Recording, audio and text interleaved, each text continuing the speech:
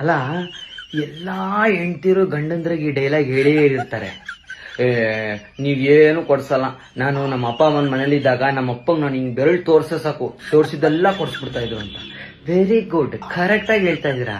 ಆದ್ರೆ ಆ ವಯಸ್ಸಲ್ಲಿ ನೀವು ಅವ್ರ ಜೊತೆ ಇದ್ದಾಗ ಮಣ್ಣು ಏನ್ ಕೇಳ್ತಾ ಇದ್ರಿ ಮ್ಯಾಕ್ಸಿಮಮ್? ಅಪ್ಪ ನಂಗೊಂದು ಫ್ರಾಕ್ ಕೊಡ್ಸು, ಅಪ್ಪ ನಂಗೊಂದು ಲಿಪ್ಸ್ಟಿಕ್ ಕೊಡ್ಸು, ನಂಗೊಂದು ಕಪ್ ತೋರ್ಸು, ನಂಗೊಂದು ಚೂಡಿದಾರ್ ಕೊಡ್ಸು, ಇಷ್ಟೇ ನಿಮ್ದು ಇದ್ದಿದ್ದು. ಅದೇ ಮದುವೆ ಆದ್ಮೇಲೆ ನಮ್ಮ ಹತ್ರ ಏನ್ ಕೇಳ್ತಾ ಇದ್ದೀರಾ? ನಾವು ಒಂದು 50 ಗ್ರಾಮ್ ನೆಕ್ಲೆಸ್ ಪಳ ಪಳ ಅಂತ ಒಂದು ಎದೆ ಮೇಲೆ ಹೊಡಿಬೇಕು, ಆ ತರ ಕಾಣೋದಿರ್ಬೇಕು. ಮತ್ತೆ ನನಗೆ ಒಂದು ಈಗ ಎಲ್ಲಾರು ಎಲೆಕ್ಟ್ರಿಕ್ ತಗೊಂಡ್ಬಿಟ್ಟವ್ರ ಗಾಡಿ. ಅಲ್ಲ, ನಿಮ್ಮ ಅಪ್ಪ ಅಮ್ಮನ ಹತ್ರ ಎಲ್ಲ 1000 ರೂಪಾಯಲ್ಲೇ ಮ್ಯಾಕ್ಸಿಮಮ್ ಕ್ಲೋಸು. ನಮ್ದು ನೋಡಿದ್ದೆಲ್ಲ ಲಕ್ಷನೇನಾ? ಮತ್ತೆ ಅದ್ ಹೆಂಗ್ ಕಂಪೇರ್ ಮಾಡ್ಬಿಡ್ತೀರಾ?